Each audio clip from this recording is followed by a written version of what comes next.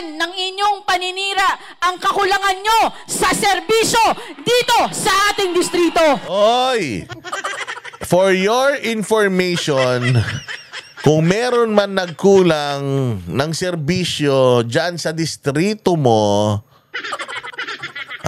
alam mo kung sino? Yung mayor ng Maynila. Sino ba mayor ng Maynila? Si Lacuna. O, bumalik tayo sa nakaraan. O, nanalo yung tatay mo dahil tumakbo. Under kay Hani Lacuna. Si Lacuna ang mayor ng tatay mo. Di ba? Si Lacuna nanalo ngayon. So kung may pagkukulang sa distrito mo, sisihin mo yung mayor ng tatay mo.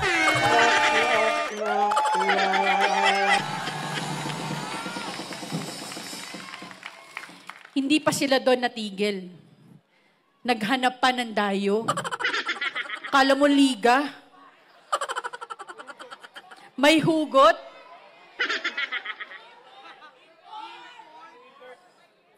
Tatayo ka dito sa aming lungsod. Tatayo ka sa aming distrito. Wala ka naman na ambag sa mga buhay ng aming mga kadistrito. O bakit?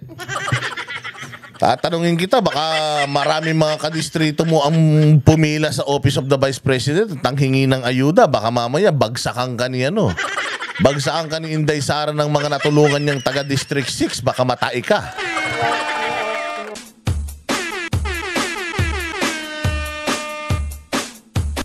Dancing with the beat with DJ Glenn on the mix.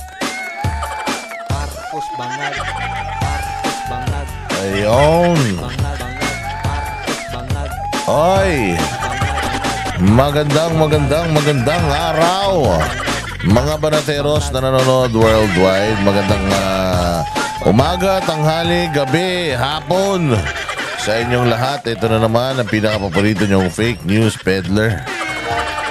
Ito na naman ang pinakapaborito ninyong kupal, pinakakumag sa YouTube, ang Boss Dada. Another day, another burautan session. Again, with yours truly, Boss Dada. At tayo na naman po ay pag-uusapan, pasasakitin, o hihuhulmahin ang mga puso, isip at ay balumbalunan ng lahat ng mga kawatan, magnanakaw, sinungaling, mambubudol, adik, bangag, putok sa buho, mga ipinutok na lang sana sa kumot, mga switik, mga salot sa lipunan, mga kuratong baliling, kurakot, mga demonyo Santanas, Judas, Barabas, Hestas.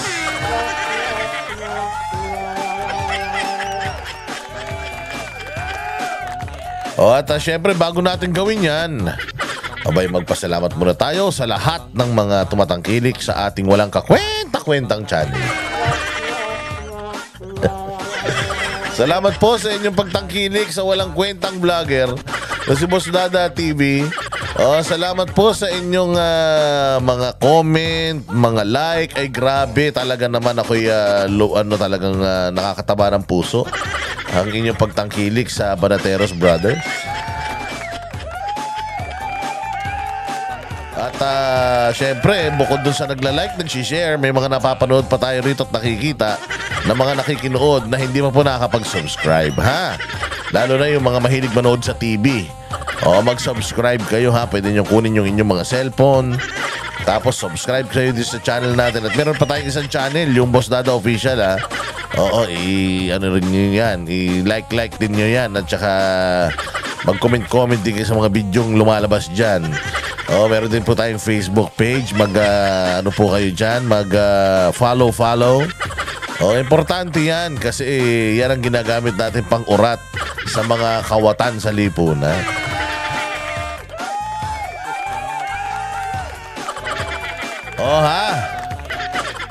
At yung mga importante yun na syempre pinaka-importante sa lahat yung inyong mga super thanks. Palakpakan natin yung mga viewers natin na Yung mga viewers natin na mahilig mag-share ng kanilang blessings. At salamat po sa inyo. Well, ayun, katulad nga ng lagi natin sinasabi, ilang araw na lang. Abay, 30 na katapusan na. Katapusan na ng Marso. Wala ng Abril. Abay, papunta na po tayo sa buwan ng eleksyon. Oo, ano na lang, less than 2 weeks na lang. Oo, less than 2 weeks na lang at tayo ay e-election na. Importante yan. Ang eleksyon. Ayan, katulad niya si Jimmy Bondoc, De La Rosa, Bongo, Hinlo, Lambino, Mata, Marcoleta, Kibuloy, Rodriguez, Salvador. Ayan po, sabi nga, pigilin ang pang-aabuso ng rehimeng Marcos, pipigilan ang impeachment ni BP Sara, labag sa konstitusyon ng pagpapadala kay Pangulo sa ICC at bagong muka, tunay na serbisyo. Importanteng manalo itong 10 na ito ha. 10 lang. Ipapaliwanag kong muli para maintindihan po ninyo. Ipapaliwanag kong muli ha. Ang kandidato po ng Pangulong Duterte ay sa 10. Yan lang po ang kanyang ikinampanya. 10 ha. O makinig kayo. Meron pang 2 ikinakampanya. Wait lang. Makinig lang kayo ha. Again, itong Team Duterte, okay, real talk tayo. Iboboto ito ng mga tao dahil kay Pangulong Duterte. Si Pangulong Duterte kilala lahat ito. Ako, kilala ko lahat ito. Kaya ako, ikakampanya ko lahat ito. Alam ko mga plataforma nito dahil kasama ko ang mga ito na umiikot sa buong Pilipinas. At kami-kami ang magkakasama, sumasagot sa mga press conferences sa lahat ng mga pinupuntahan naming probinsya. So, kilala natin itong mga to. Alam natin mga plataforma ng mga to. Alam natin ang kapasidad ng mga ito. Ako personally, alam ko at naiintindihan ko kung bakit ito ang kinakandidato ni Pangulong Duterte. Pero, bagamat datapwat, ganun man ang istorya, aminin natin, yung mga nasa kabilang kampo, mas sikat talaga. Paano ba naman hindi sikat ang mga punyeta na yan? Ang tatagal na po nilang umupo sa posisyon bilang mga senador. Oo, nakailang termino ang mga hayop. Pero wala naman nagawa sa bayan ng mga punyeta. So kung pangalan at pangalan lang, kasikatan at kasikatan lang, sikat ang mga punyemas na yan. Oo, pero itong mga ito, sikat din naman itong mga ito. Siyempre, pinakasikat sa mga ito sa buong mundo. Si Pastor Apollo Kibuloy. Pero si Bondoc, si Bongo, si Philip Salvador, sikat na sikat ang mga yan. Pero, dahil bagito, kaya sinasabi ng mga putang ina, pinabili lang daw ng suka. Dahil nga, mas matagal na sila. Mas matagal na silang nangungurakot. Kaya pag ibinoto nyo pa yung mga buwisit na yan, problema na talagang malaki yan. Ngayon, ang sinasabi ko dito, importante itong 10 na ito. Kilala na natin sila, tayong mga Duterte, kilala na natin sila. Pero yung ibang mga Pilipino, medyo hesitant pa din sa kanila.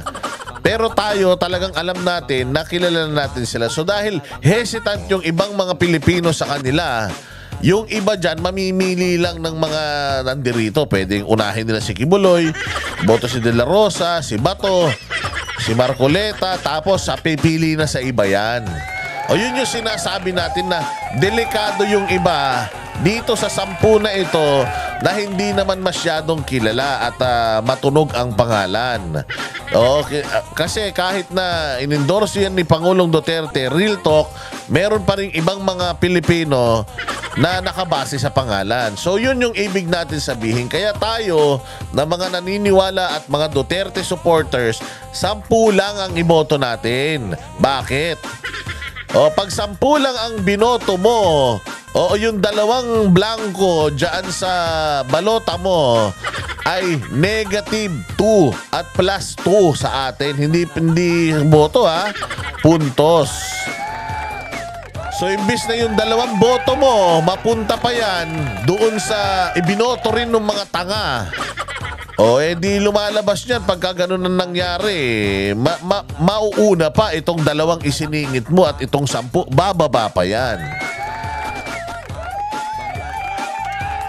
Kuha nyo. O, halimbawa, ito nga, meron ka 10, O, yung 10 na yan, solid na yung boto niyan. Kumbaga, yung 10 na yan, ang boto niyan, 10 na. Bawat isa, halimbawa. O, bigla kang nagdagdag. Ng Aimee ng Camille Villar. O, so, sabihin natin, for example, Aimee at Camille. Si Aimee at Camille makakakuha ng 10 boto natin, tama? O, problema, nakakuha rin sila ng boto dun sa alyansa. O, so meron na silang 11 boto, halimbawa. Tayo, 10 pa lang, sila 11 na. O, so sino ngayon ang nasa ibabaw natin? O, di silang 2 na isiningit lang natin. Yun yung ibig natin sabihin na sobrang importante na 10 lang itong iboto nyo.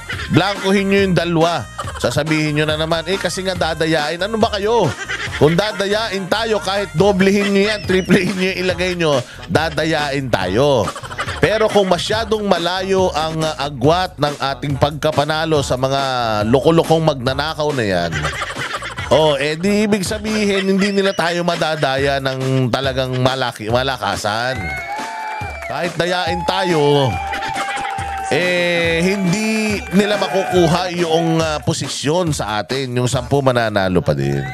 Kaya importante, 10 lang. Huwag natin bigyan ng boto yung iba. Ibuhos natin lahat ng boto natin dito sa 10. Para umaangat yung 10 habang yung iba bumababa. Yun po ang paliwanag. Kaya 10 lang. Boss na, paano ba? Kinampanya din ni Pangulong Duterte, si Onasan at saka si Kerubin. Ayun na nga. Para sa akin, mas mabuting yun na lang 2 iboto nyo kung magdadagdag kayo. Kasi hindi naman yun magkukumpit sa 10 ito. Tsaka talagang napakaliit yung chances na manalo nung mga yun. Pero ako pa din, para sa akin pa din, 10 lang ang ilagay natin. Hindi naman kayo maghihirap kapag naglagay kayo ng 10. Kasi ang target lang naman natin na maupo sa Senado, itong 10 na ito. Kung sino pa yung 2 sisingit, bahala na ang Diyos Ama doon. Basta tayo, gamit ang ating kapangyarihan sa pagboto, dito na lang tayo sa 10. Huwag na matitigas ang ulo. Pinaliliwanag natin sa inyo ng matindi dahil importanteng manalo itong 10. Again the probability na may 2 malaglag dito sa 10 na ito ay dahil nagdagdag tayo ng 2 iboboto na malakas na din.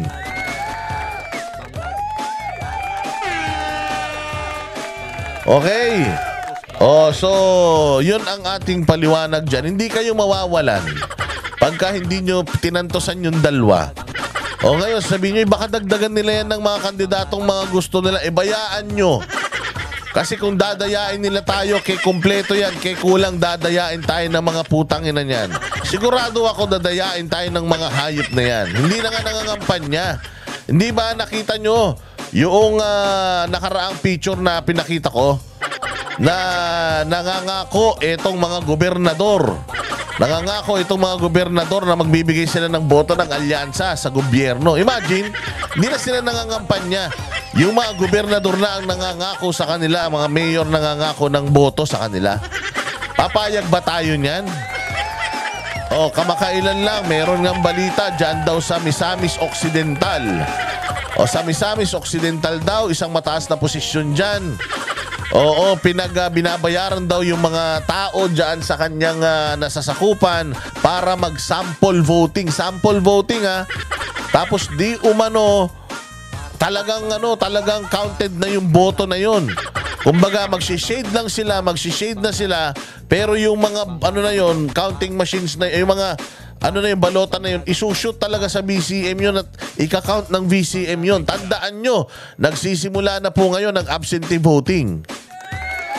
Nagsisimula na, baka hindi nyo alam meron pong absentee voting ang mga OFW. Pero sa Maynila, I think nung isang araw, nag-start na po yung absentee voting. Sino yung mga covered ng mga absentee voting na yan? Ang covered po ng absentee voting, yun pong mga importanteng mga trabaho na nasa destino sila. Halimbawa, nandito sila sa Maynila, di sila makakauwi sa araw ng eleksyon sa kanilang mga probinsya. Ngayon na sila bumoboto. O, hindi nyo alam yun, di ba? O, kita mo. Tapos ngayon, kung kailan nag-open na ang absentee voting, doon naman lumabas yung expose na dyan daw sa Misamis ay nagboboto na. O, nagsisimula na daw mag-shade yung mga tao. Akala nila, sample lang, pinapractice lang yung pag-shade. Eh, ang sabi, ito ang mga i-shade mong mga numbers. O, pinapractice para hindi kayo magkamali sa araw ng botohan. Binabayaran daw sila para gawin yun. Pero hindi nila alam, yun na yung boto nila.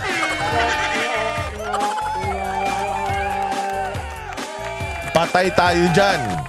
O kaya mag-ingat-ingat ha, maging mapagmatsyag, may mga cellphone kayo.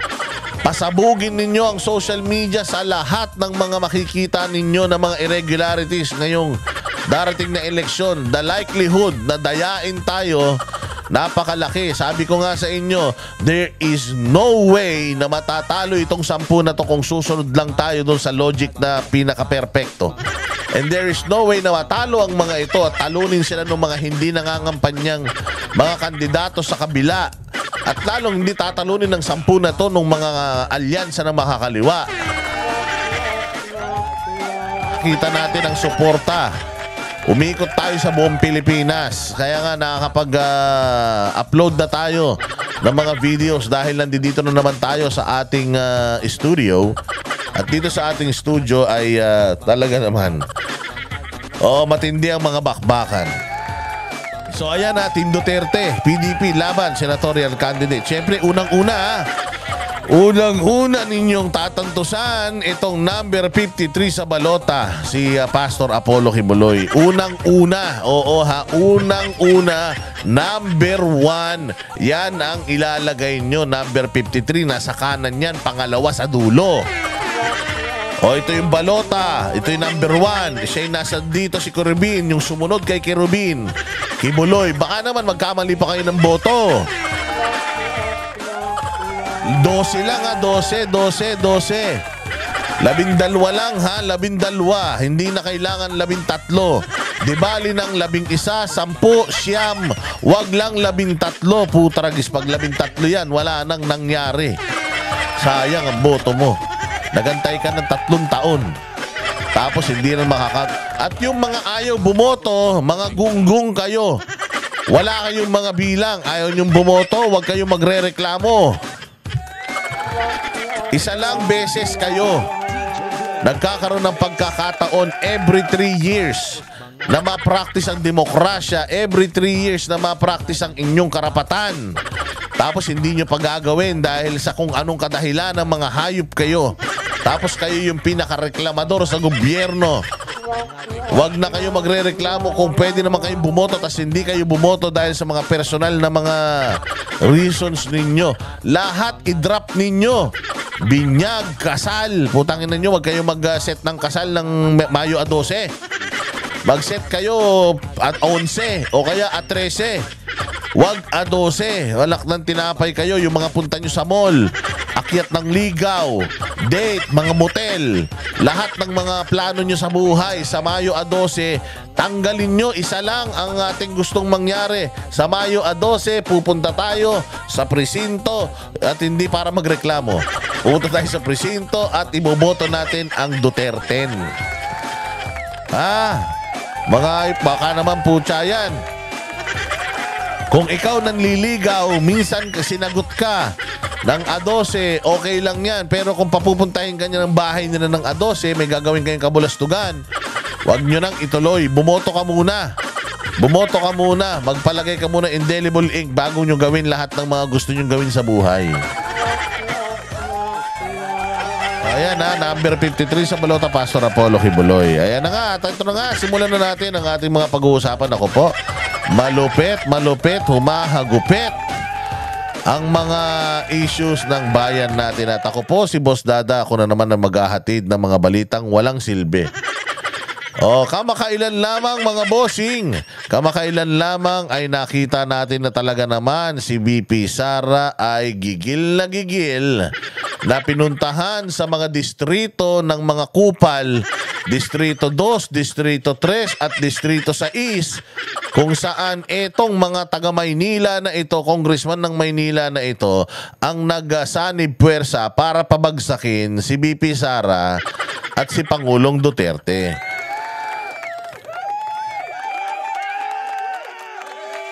Si VP Sara, mga bossing, ay merong 150 million na confidential fund na nakapag-issue naman ang kanyang opisina ng mga dokumento na nagpapatunay na it was properly disbursed. Pero hindi pumayag at hinahanapan ng butas ng mga kupal na mga taga-kamara itong mga galaw-galawan ni VP Sara. Ngayon, kaya nga sabi ni VP Sara, nagsimula po talaga ang problema doon sa paghingi niya ng budget for 2024. Tama ba? 2024 or 2025? Itong GAA na ito. Itong GAA na ito, 2025. So dito nagsimula ito nung hearing para sa GAA 2025. Hinihingi yung report noong 2 years ago na confidential fund niya. Kaya nga sabi niya, since wala akong confidential fund na hinihingi ngayon, bakit natin pinag-uusapan yung confidential fund ko noon?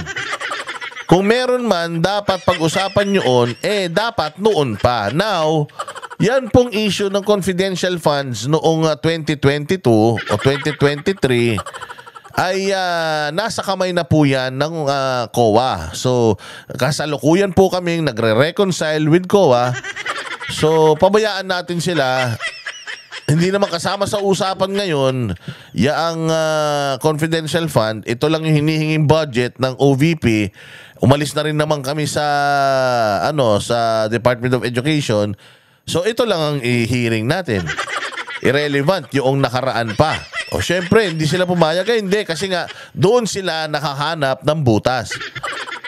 Pero yun nga yung sinasabi natin na kung sinisilip ninyo ang confidential funds ni Vice President Sara Duterte, yan din ang sigaw ni Rodante Marcoleta na kung tinitingnan natin yung confidential funds ni VP Sara, bukod sa napakaraming merong confidential funds na ahensya ng gobyerno, madami ding mga ahensya ng gobyerno, mga LGU, mga personalities, mga politiko na meron pong yung sa COA. Yung yung nila sa COA, parang hindi pa kumpletong or hindi pa nila na isasarado na mga issues or accounts. Kalimutan ko na yun.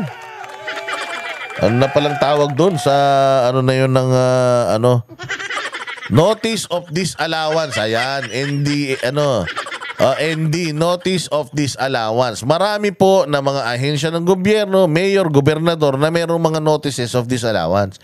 Isa na nga na meron yan. Sabi ko kasi pinakamalaking merong notice of disallowance at amounting to 15 billion lang naman. Etong si Gwen Garcia ng Cebu, di umano na mayroong malaking notice of disallowance diyan sa COA. Pero ang hinahabol nila yung hindi actually 150 million nasa halagang 60 million na lang. Yung nire-reconcile ng OVP diyan sa COA. At yun na lang talaga 60 million yung hinahanap. So, kung titingnan mo, hindi yun malaki. Well, kung nakaw yan, kay maliit, kay malaki, nakaw pa rin yan. Pero ang punto nga is, sinabi na ng COA na walang pananagutan sila VP Sara sa kanila. Pero pinagpipilitan ng mga congressman na ito meron. Hanggang ngayon, kaya nga, na-impeach siya dyan sa Congress. Tapos ngayon ay nandiyan na sa Senado. She's about to be tried for impeachment dyan sa Senado. So, ang nagsimula talaga nito, Kamara. At sino ang nagsimula nung nag-privilege speech? Yung butanding Yung Butete na taga-distrikto yata ng Maynila yon, yung putang ina nakapatik Pilip pero mukhang magbubuti. Dating mga wala namang mga pera pero putang ina ang mamahal ng mga relos nila.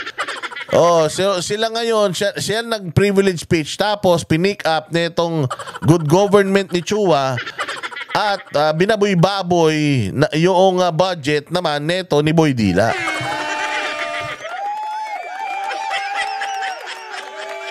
Hindi lang si Boy Dila, hindi lang si Inday Sara ang binanat-banatan ni Boy Dila, pati si Pangulong Duterte, tanda nyo? Hindi lang si Pangulong Duterte, pati yung mga vloggers. Hindi ba? So, ayan ngayon ang issue. Ngayon si Inday Sara, sobrang tapang na niya. Sobrang tapang na ni Inday Sara at meron siyang pinanghahawakan na something na at last ginamit na niya. Alam nyo kung ano yung kanyang pinanghahawakan na ginamit na niya? Mamaya malalaman nyo. Ikukwento natin at papaalam sa inyo yung mga sirkumstansya. Kasi biglang-bigla talaga si Inday Sara nag-beast mode. Imbis na sumama si Inday Sara sa PDP laban para ikandidato yung 10. Si BP Sara sabi niya kayong 10 mananalo kayo. Dahil inendorso na kayo ng tatay ko, ako may personal akong laban. Pupuntahan ko lahat ng mga congressman na pumirma sa impeachment ko at i-expose ko sa mismong mga distrito nila yung mga kakurakutan nito mga putang inang to.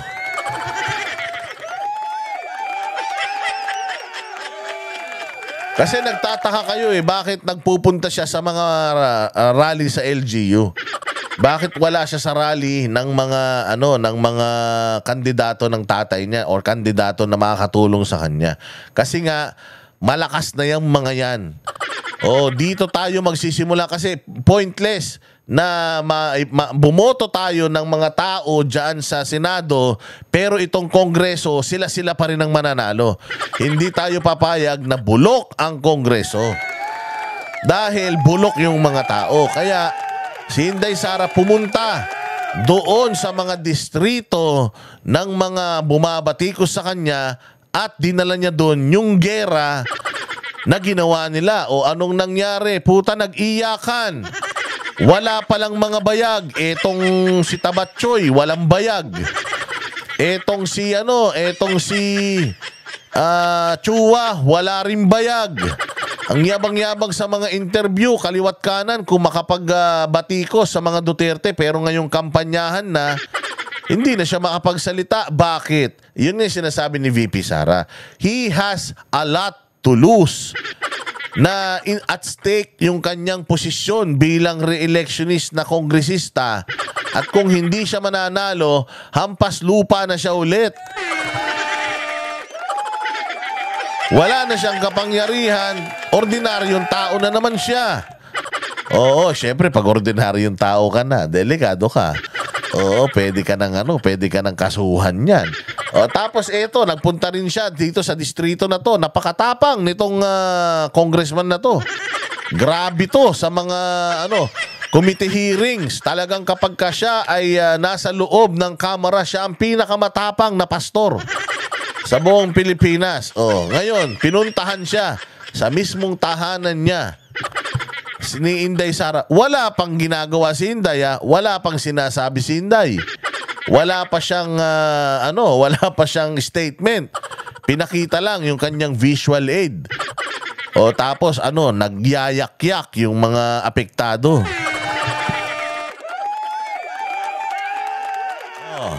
Pakinggan natin yung sasabihin ng anak neto ni Abante. Kasi mayroon siyang pinagmamalaki. Ang laki-laki niya. Pinagmamalaki. Alam ko nakaabang naman kayo sa amin Pero ito po ay kumalat sa social media na speech para ipagtanggol yung kanyang ama. Siyempre nga naman, parang si Inday Sara lang din na pinagtatanggol yung kanyang ama. Siyempre, ito si Madam, pagtatanggol din yung kanyang ama. Pero tingnan natin kung ano ba yung iniiyak niya. Ano ba ang ginawa ni Inday Sara doon sa meeting de Avance? Inilabas yung picture ng tatay niya. May sinabi bang masama si Inday Sara sa tatay niya? Sinabi ba ni Inday Sara na yung tatay niya hindi nagtrabaho ng maganda? Sinabi ba ni BP Sara nung nilabas yung picture ng tatay niya na nangurakot yung tatay niya? Siniraan ba ni BP Sara yung tatay niya? O kasi pinanood ko yung video na yon, yung meeting de Avance, yung campaign rally dyan sa District 6. Wala namang sinasabi si BP Sara. Ang sinasabi lang ni BP Sara, sino ang congressman natin? Oo, si Chua ay si Uy. O, di ba ganun lang paulit-ulit, di ba? Tapos, tinatanong niya yung tao. Sabi niya, anong masasabi niyo dito sa picture na to? Walang respeto. Yun ang mga tao sumasagot. Walang respeto. Sino na ulit ang congressman natin? Wala siyang sinabi. Walang sinabi si Inday Sara na pastor ka pa naman, maglalabas ka ng mga ganyang picture. Walang ganun. As in, wala. Pinakita lang yung picture na yun and one pic, ang dami ng mga reaksyon ng mga tao. So, just by showing that picture, sinasabi ng mga tao kung ano yung nararamdaman nila about sa picture. Kung proud ba sila na yung congressman nila may mga ganung picture sa social media. Pero walang sinabi si Inday Sara na paninira, ganito, wala. Partida yon, pinakita pa lang yung picture, pero galit na yung anak. Galit na galit yung anak dahil sa ginawang yon ni BP Sara. Panoorin natin. Ng inyong paninira ang kakulangan nyo sa serbisyo dito sa ating distrito. Oy!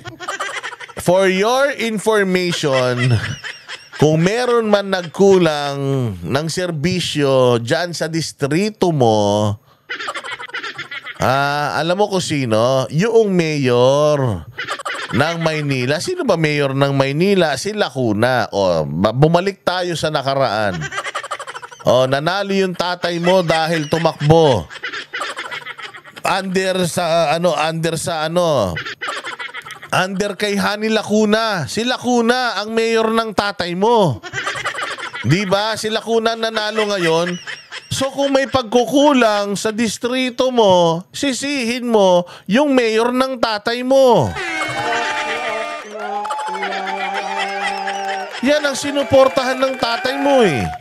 Di ba lahat ng aksyon demokratiko ni Isko nanalo? Kayo nga lang ang ganun eh. Buo. Saan ka makakita? Mula District 1 hanggang District 6. Ang nanalo, puros mga alyado ni Isko Moreno. Ang mayor, si Lacuna. Hindi nyo pwedeng isisi kay Mayor Isko yung Maynilang kasing baho ng Imbornal ngayon. Dahil nung panahon ni Mayor Isko, inayos naman niya yan. Ang daming programa ni Isko, ang daming pabahay, pina-aircon na yung mga eskwelahan, inayos pa yung Manila Zoo, nilinis mga estero, nilinis Divisoria, ang daming ginawa. Mayroon pang mga COVID-19 response, ayudahan. Lahat ginawa ni Isko, kaya nga kayo nanalo eh. Kaya nga nanalo tatay mo eh. Dahil magaling si Isko eh.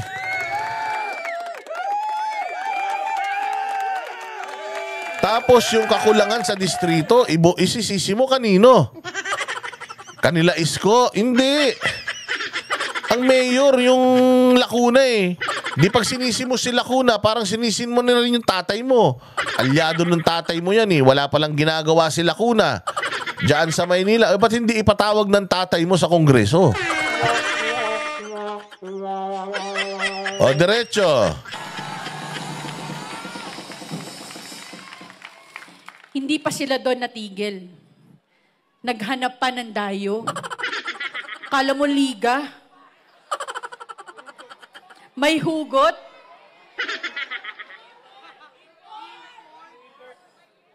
Tatayo ka dito sa aming lungsod. Tatayo ka sa aming distrito. Wala ka naman na ambag sa mga buhay ng aming mga kadistrito. Bakit? Tatanungin kita, baka maraming mga kadistrito mo ang pumila sa Office of the Vice President at ang hingi ng ayuda. Baka mamaya bagsakan ka ni bagsakan ka ni Inday Sara ng mga natulungan niyang taga District 6. Baka matay ka. Tsaka ang yabang-yabang mo na. Ang yabang-yabang nyo na. District 6 pa lang yung hawak nyo. Alam nyo ba mga Duterte, dalawa na sa mga Duterte ang buong Pilipinas ang hinawakan? Yung tatay, si Pangulong Duterte, buong Pilipinas inayos. Yung anak naman na kinagagalitan mo, buong Pilipinas inayos. Alam mo kung ano? Laban sa insurhensya. Yung mga komunista, mga NPA. Nilabanan yan kayo ng tatay mo. Ano nang nagawa nyo? Distrito nyo palang pinagyayabang nyo eh. Pangit-pangit naman ang distrito nyo. Gulo-gulo dyan sa distrito nyo kaya. Buti sana, magyabang ka pag naka-tiles na yung kalsada nyo. Kung may bubong na yung buong distrito nyo. Kung hindi na naiinitan yung mga tao dyan. O pero tingnan nyo nga distrito nyo. Kung yung distrito nyo, pwede nyo na ikumpara sa BGC, magyabang kayo.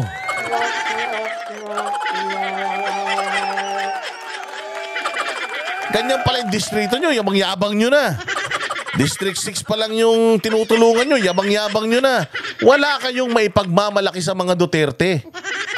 Dahil yung lawak ng naitulong ng mga Duterte sa buong Pilipinas, pumunta ka sa ibang bansa kung kilala yung tatay mo. Hindi kilala tatay mo doon. Kilala doon si Pangulong Duterte. Alam mo kung bakit? Maganda ginawa ni Pangulong Duterte sa Pilipinas. Oo, kaya wag kang magyabang na walang nagawa sa distrito. Tanga! Ang mga Duterte, buong Pilipinas, inayos nila kasama yung distrito mo. Lahat ng mga adik dyan, naubos eh. Diba ma'am? Kayo magmalaki na parang sa inyo yung distrito nyo. Huwag kayong magmalaki na walang nagawa sa distrito nyo dahil mga amuyong naman kayo noon.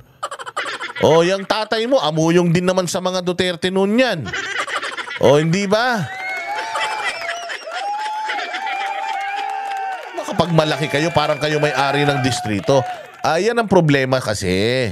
Kapag nagkaroon ng konting kapangyarihan, piling nila sila na may-ari. Oh, besides, kung may nagawa kayo dyan sa distrito nyo, madam, kung meron kayong nagawa sa distrito nyo, abay dapat lang trabaho nyo yan. Mahilig kayong manumbat Mahilig kayong manumbat, may mga nagawa kayo sa distrito nyo, abay syempre dapat lang, binoto kayo ng tao eh. Kung wala kayong nagawa, magsilayas na kayo dyan. Again, VP Sara Duterte is the Vice President of the Philippines. Saklaw niya buong Pilipinas, pati ang distrito mo, sinasabi mong dayo. Baka kayo dayo dyan. Pangalawang Pangulo si VP Sara at soon, VP Sara is gonna be leading the whole Philippines. Kasama yung distrito mo. Pinagsasasabi nito na parang kung makapagsalita porket dyan kayo lumaki, kayo na may-ari niyan, porket congressman tatay mo dyan, konsihala ka dyan, kayo may-ari niyan. Ma'am, paalala ko lang. Ipapaalala lang po natin, okay? Ang mga Duterte, kapag tinanong mo sila kung may nagawa sila sa bayang Pilipinas, wala sila sinasabi. Wala. Kayo mga kasagot, lumabas kayo dyan. Kung sa tingin ninyo may nagawa ako, edi good. Kung wala, sorry. Pasensya. Oh, ganun lang. Mayabang ba sila Duterte? Na, ang tatay ko naging presidente ng Pilipinas, inaayos ang mga lugar nyo, kakapal na mukha nyo. May mga ganun ba si Inday? Wala. Tapos ikaw kayabang-yabang mo? District 6 pa lang, kung makapagsalita ka, kala mo naka-condominium kayo lahat dyan? Kala mo napaangat nyo buhay ng lahat ng mga constituents nyo dyan?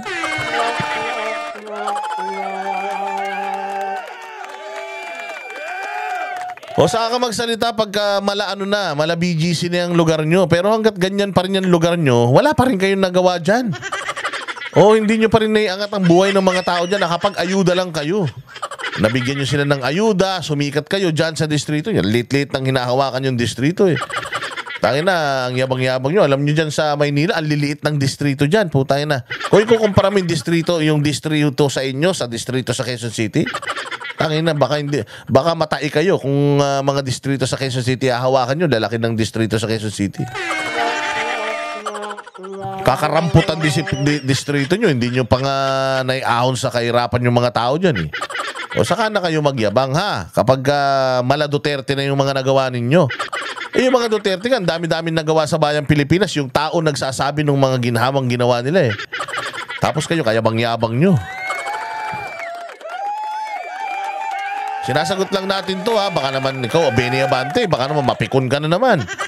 Baka patawag ka na naman ng hearing dahil lang dito ha. Binabatikos nitong anak mo, ang mga Duterte, o di dapat open din siya to criticism. Kung ano yung sinasabi niya, binabalik lang natin sa kanya. Sige.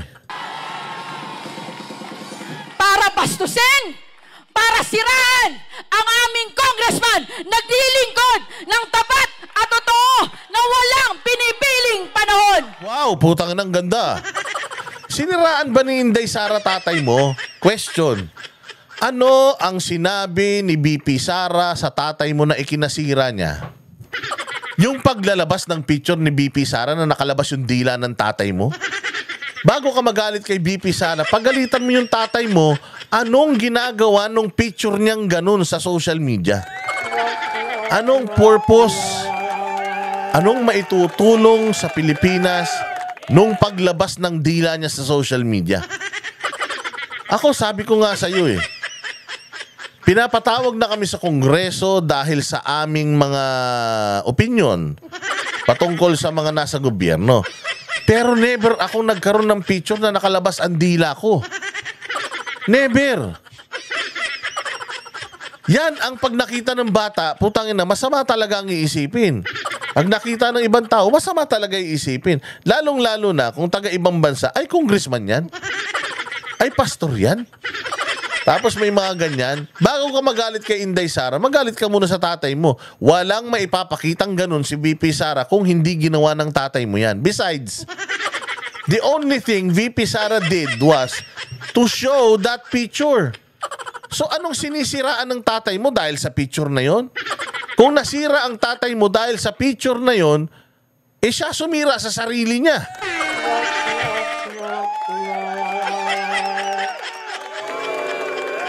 Tatay mo sumira sa sarili niya. Hindi ba? Wala namang binanggit si BP Sara na kinasira ng tatay mo. Sinabi ba ni BP Sara doon hindi natutulungan ng tatay mo distrito? Wala. Sinabi ba ni BP Sara doon na yung tatay mo walang ginawang mabuti sa distrito niyo? Wala naman. Wala. Ma'am, napanood ko yun. Wala. As in, wala siyang sinabi si Benny Abante, ganito. Ginawa ba niya yung ginawa niya kay Chua? Na minura-mura niya si Chua? Respeto pa din si Inday Sara sa tatay mo. Mataas pa respeto ni BP Sara sa tatay mo, ma'am. Oo, mataas ang respeto ni BP Sara sa tatay mo kasi picture lang niya yung pinakita niya. Picture lang ng tatay mo pinakita niya, hindi niya sinabi, in-expose na walang nagawa tatay mo niya. Tas galit na galit ka. Before ka magalit kay VP Sara, na hindi naman niya sinisiraan yung tatay mo, ang sumisira naman sa tatay mo, sarili niya eh. Tingnan mo, bakit naging unpopular ng tatay mo? Dahil sa ginagawa niya sa Kongreso. Dahil sa manner ng paggigisan niya sa mga Pilipino na dapat na nire-represent niya.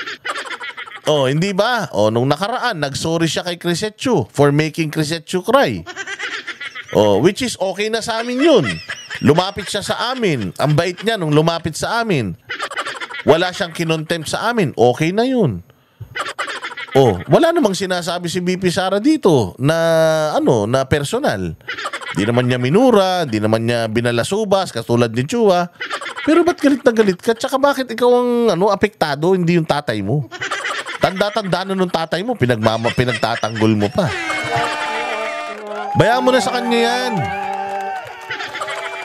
Bayaan mo na sa kanya yan. Tsaka madam, baka mamaya marami kang baho. Lumabas yan. Ang gagaling pa naman ng mga Duterte supporters. Ingat ka. Ingat ka, ma'am. Baka mamaya meron kang mga excess baggage dyan na baka biglang lumabas. Utangin na, magsisi ka. Be careful what you wish for. You cannot be fighting with the future president, ma'am. You cannot be fighting with the future president. Ito yung sinasabi ko na pinanghahawakan ni VP Sara ngayon. The president card. She will be the next president if not gonna be impeached in Senate. So be careful that you are doing this to her. She's gonna be president. The reason why Amy Marcos is the reason why hawak-hawak niya si Amy Marcos sa liig. And the reason why Chua cannot say a thing. The reason why yung congressman na kamukha ni Kuhol hindi kayang magsalita is because VP Sara is going to be president someday and she will go after all of you.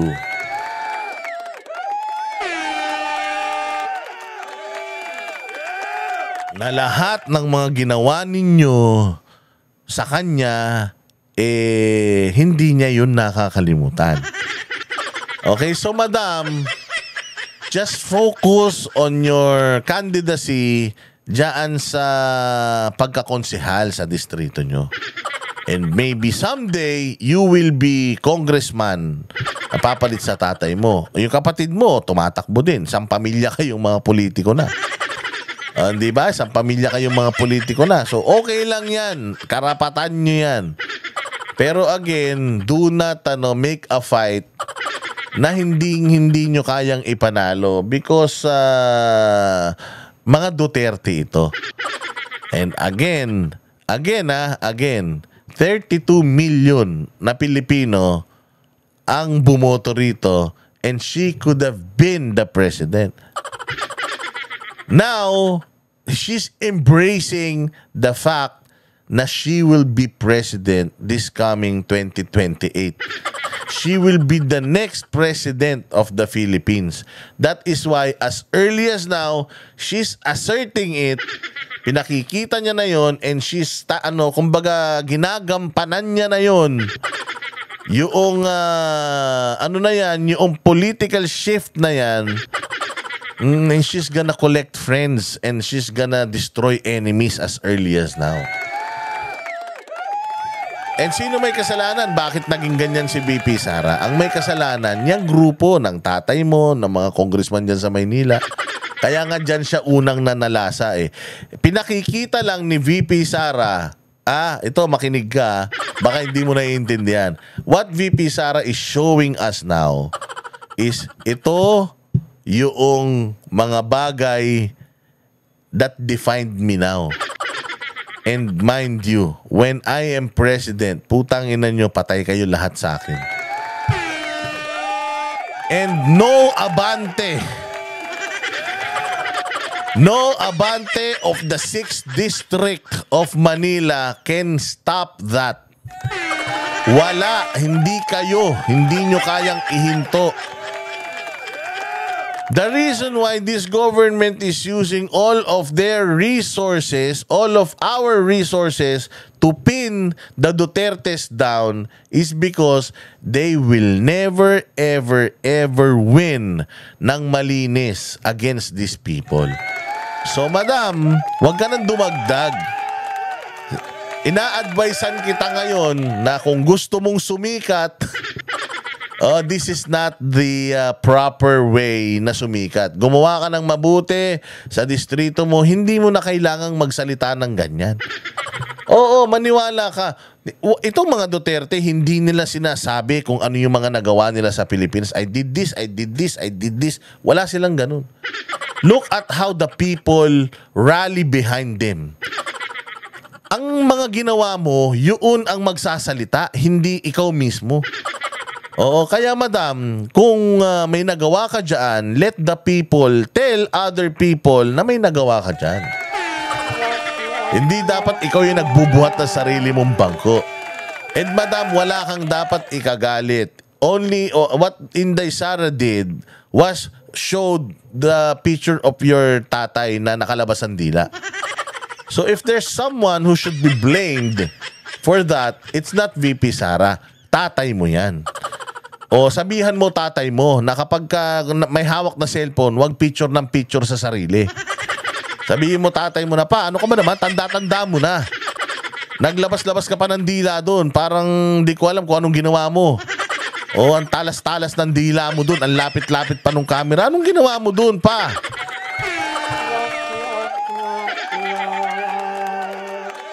Parang si ano lang din yan eh, si Jim Paredes na nagsalsal. O hindi ba? Nagsasalsal na ganun sa camera. Oh, sino may kasalanan? Ba't lumabas yung salsalerong video niya? Utangin na siya kasi nagsalsal siya. Oh, anong ginawa niya? O di nag-sorry siya dahil nagsalsal siya.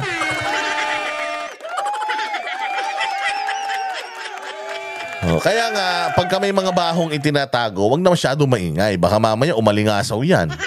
Hindi nyo na mapigilan ng pag-alingasaw ng mga baho na yan. Oo, so, sinasabi ko lang, ma'am, huwag ka na masyadong magalit, ha? Hindi mo to laban. Oo, tsaka, this is above your pay grade. Hindi mo kaliga si BP Sara, madam. Malayo, maniwala ka. At para sa mga tao na hinayaan sa kanilang entablado tumayo ang isang bastos at walang respeto, tama lang na hindi ka naging presidente ng Pilipinas. Labo.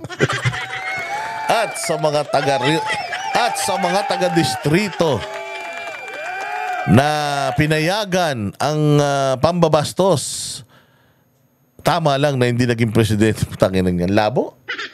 Magbibitaw ka lang ng bars, wala pang kwenta. Besides, hindi talaga siya tumakbo. Hindi kasi siya patay gutom sa kapangyarihan katulad nyo. Hindi talaga siya tumakbo pagka-presidente. Saan ka makakita, niligawan ng buong Pilipinas para mag-presidente, tapos hindi tumakbo? Alam mo tawag doon? Walang pakialam sa politika. Walang paki. Ang problema, ngayon, may pakialam na siya. O, kaya nyo ba siya? Ngayon na may pakialam na siya. Kaya nga sinasabi ko, ayaw ni VP Sara yung... Hindi kasi sila mayabang eh. Ayaw nila yung parang, ikaw ang gusto ng tao. Parang very much in denial sila. Hindi nila ginagamit yung mga tao eh. Do you see Inday Sara going dun sa EDSA People Power na nakaraan? Nakita mo ba siya na tumatayo sa mga entablado, sa mga rally ng mga Pilipino? Hindi. Why? Ayaw niyang gamitin yun. Kasi hindi siya epal, katulad ninyo. Pero ngayon, sabi niya, with what's happening, yung tatay ko nakakulong na, I will be next. Yung mga kapatid ko, tinitira na din. So gusto nila talaga kaming ilaglag. So I guess gumagawa na ng way ang langit para i-embrace ko talaga itong role na ito, because sa ayaw ko at sa hindi, mantakin mo, ayaw kong tumakbong presidente, ginugulpi nila ako. Wala akong ka-interest diyan sa pagiging presidente. Iniiwasan ko yan eh. Yan ang sumira sa pamilya namin, yung pagiging presidente ng tatay ko. Mantakin mo, ginawa ng tatay ko lahat, tapos binababoy. So, ayaw ko nun eh. So, kahit anong iwas ko, anong pagsasabi ko sa kanila na hindi nga ako tatakbo, ayoko nga, pinipilit pa rin nila akong i-drag doon sa gulo na yan. So, it's as if yung langit na mismo ang gumagawa ng paraan for Inday Sara to embrace itong kanyang pagiging presidente. Kaya ngayon, na-realize ni VP Sara na this is it. I should really be doing something for the survival of my future, of my generation. Kasi ikukulong kami lahat nanto. Tatanggalan nila ng nanay yung mga anak ko. Yung mga apo, tinanggalan nila kami ng ama. Tinakulong nila si Duterte. So, hindi ako papayag. Now, I will use, at least lalaban ako, and now, i-embrace ko na yung fact that I will be president someday, and as early as now, I will assert it. Papakita ko sa kanila yon. Bahala sila sa buhay nila. Sure ako.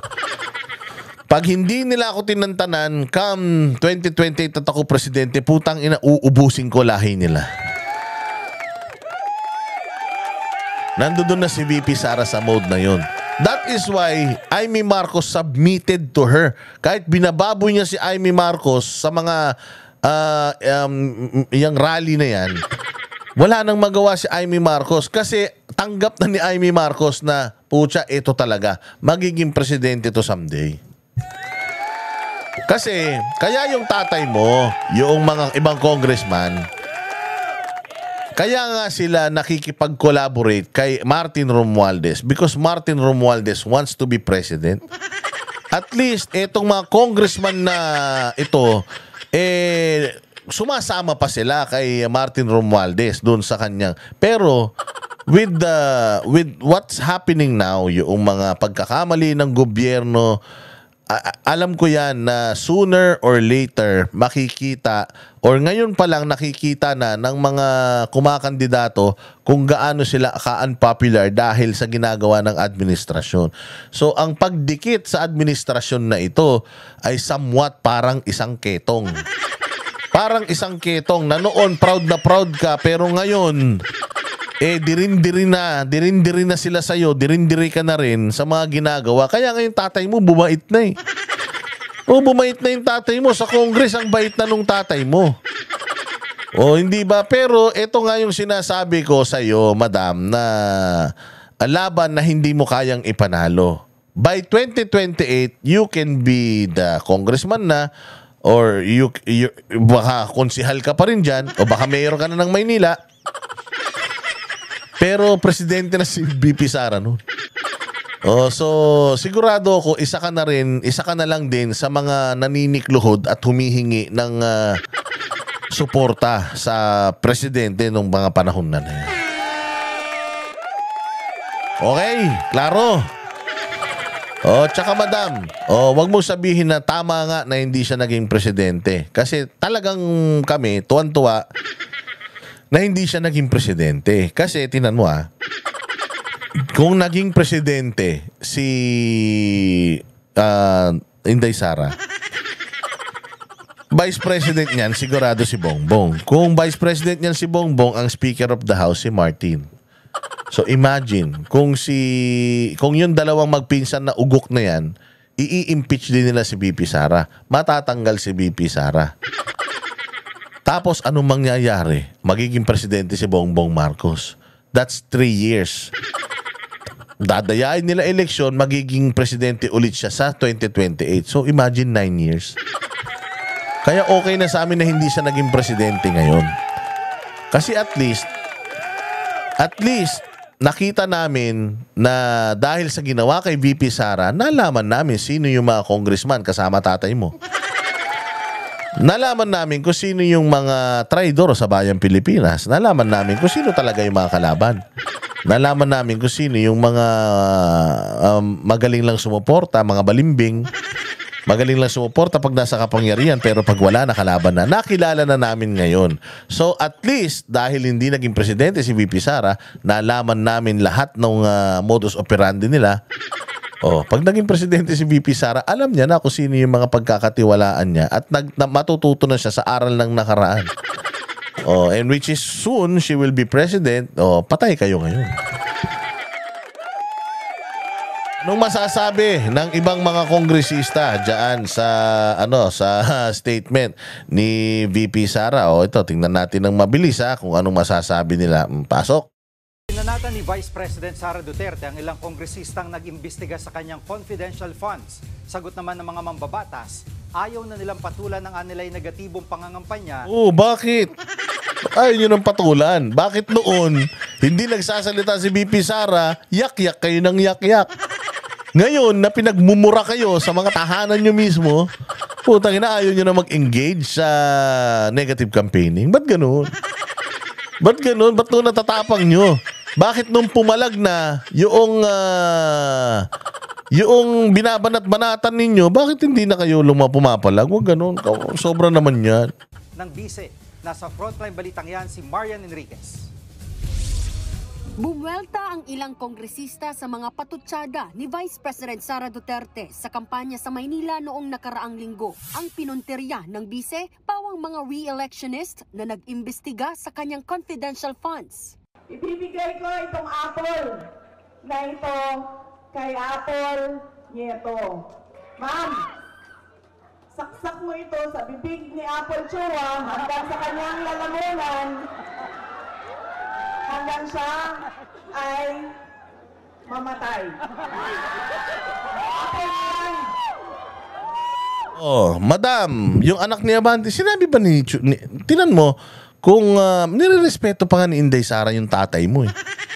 Mantakin mo, binigyan ng mansanas si Apple Nieto para isaksak sa baga ni Chua para mamatay na siya. May ganun bang sinabi si Inday Sara sa tatay mo?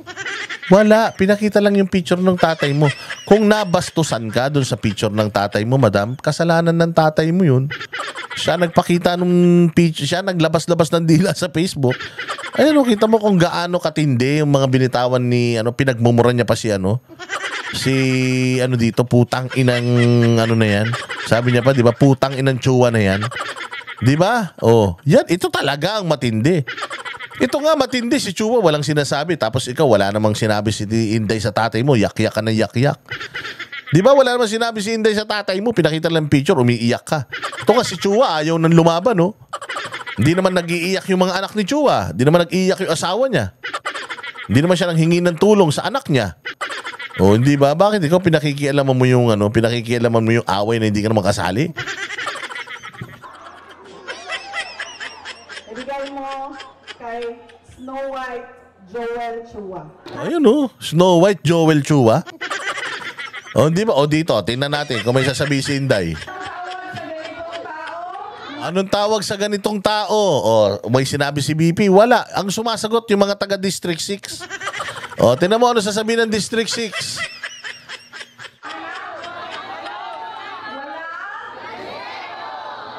O, di ba? Sinong sumagot? Tinanong lang niya. Anong masasabi? Anong tawag sa ganitong tao? Anong sabi ng tao? Walang respeto. Si Inday Sara ba may kasalanan nun? Yung tao nagsalita, hindi naman si Inday Sara. Tapos nagagalit ka. Ba naman yan, te? Ulitin natin. Si House Committee Klaro yan ha, walang respeto. Ang sumagot yung tao. Tapos nagagalit ka kay Inday Sara. Yan ang sinasabi ko. Pag may mga baho kayong tinatago, wag kasi kayong mayayabang. Ay, yayabang nyo eh. Kayo itong mga mababantot. Tapos ang yayabang nyo. Tingnan nyo to, parang asong maamon tupa. Puta, parang maamon tupang nagdamit demonyo. Basta nakafocus lang ako sa kampanya sa lungsod. Hindi po tayo susuong sa negative campaigning dahil wala naman po itong may tutulong sa ating mamamayan. Utang ina ka, naisip mo pa yan? Yung ang ginagawa ninyong pamumuliti ka sa mga Duterte, wala naman na itutulong yan. Kita nyo nga, galit na galit ng mamamayan, mga gunggong kayo. Anak ng tinapay, yan ang sinasabi ko, Joel Chua. Isang beses pa na naging congressman, yumabang na kasi. Kinakala, walang katapusan ng kapangyarihan eh. Ayan, ngayon, sinusuka ka ngayon sa distrito mo, matatalo ka, mananalo si Apple Nieto. Putang ina yan. Ano tsura mo ngayon? Putang ina yan. Paano na? Wala ka na ngayon kapangyarihan, wala na ayuda, wala na AIX, wala na AKAP. Di ba, Joel Chua? Tawag kasi masyadong mataas ang tingin sa sarili, ha?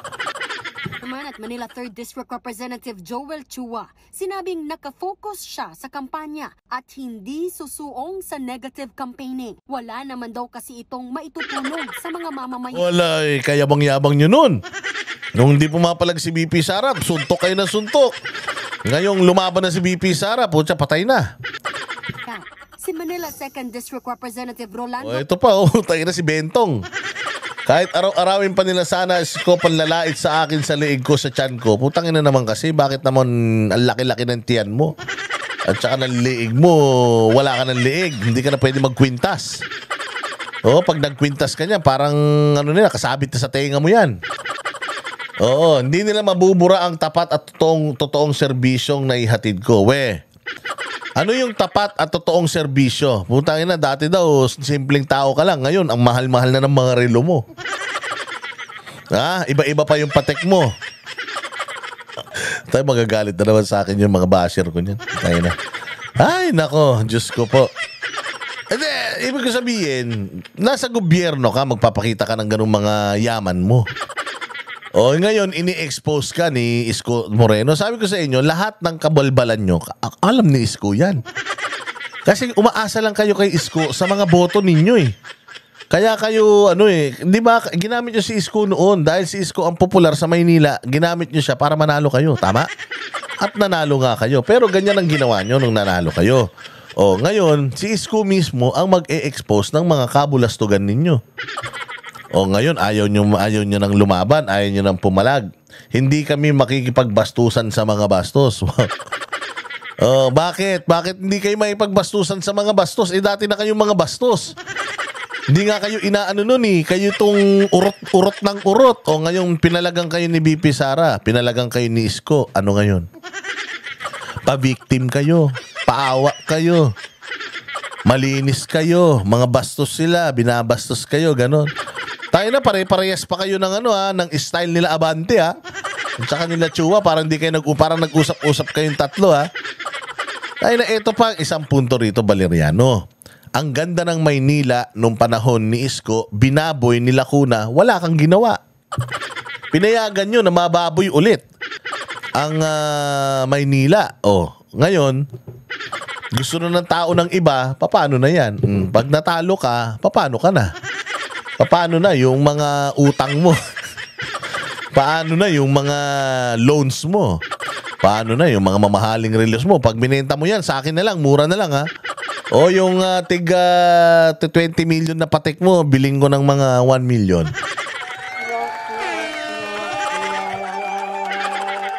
O, total, buwis naman ng Pilipinas yata yung niyan. Buwis naman yata ng Pilipino yung pinambili nyo dyan. Di, yata baka sabihin mo na naman, gagalit ka na naman.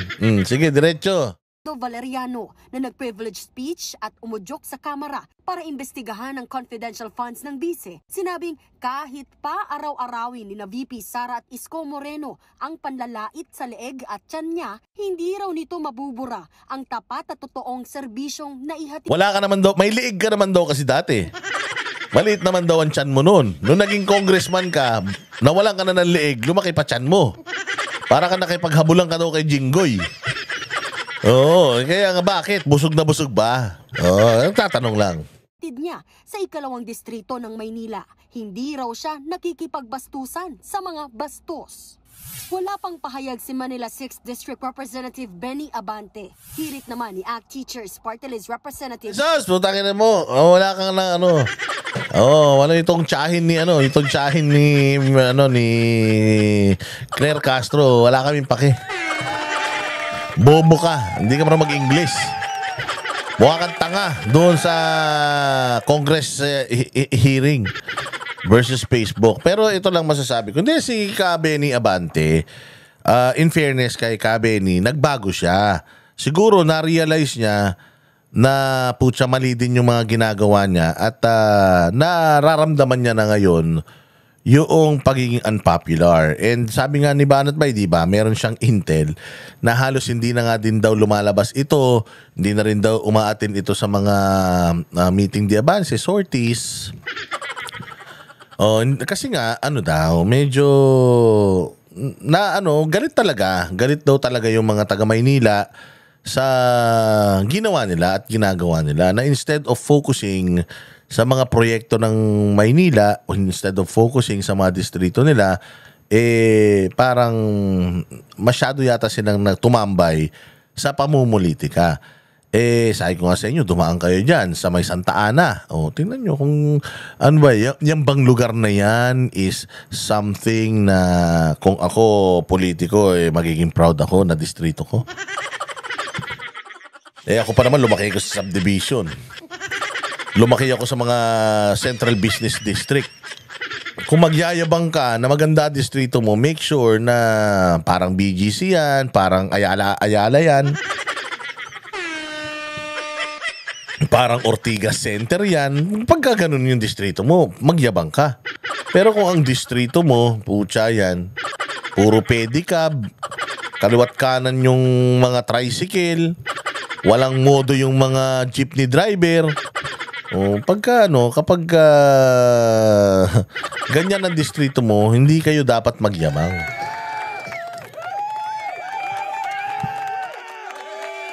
Di ba? Kayo talaga. Kaya ayan, mga bossing. Sa susunod na vlog natin, pag-usapan natin yung issues ni Jaime Marcos. at ng kanyang kapatid na walang kwentang tao. Pero for now, dito muna tayo kay VP Sara at sa kanyang mga malulupit na kumbaga headhunting activity dyan sa Maynila. Mabuhay mga banateros, magkita-kita po tayo mulit sa susunod na vlog. Like and share, subscribe, hit the notification bell, and maraming salamat po sa inyong suporta. Kami ang boses ng masa, hindi natatakot. Katotohanan lang, di kami nalulunod. Walang bahid ng sismis, lahat ay totoo. Kahit sino ka pa, pag mali ka babanatan ka. Walang pinipili kulay, wala kaming kinikilingan. Basta para sa bayan, kami lalaban. Pag tama palakpakan, pag mali banatan. Di matitinag, di matatakot, para sa bayan tuloy ang sigaw. Sa harap ng kamera, walang halong takot. Mga baluktot, lahat kayo'y tut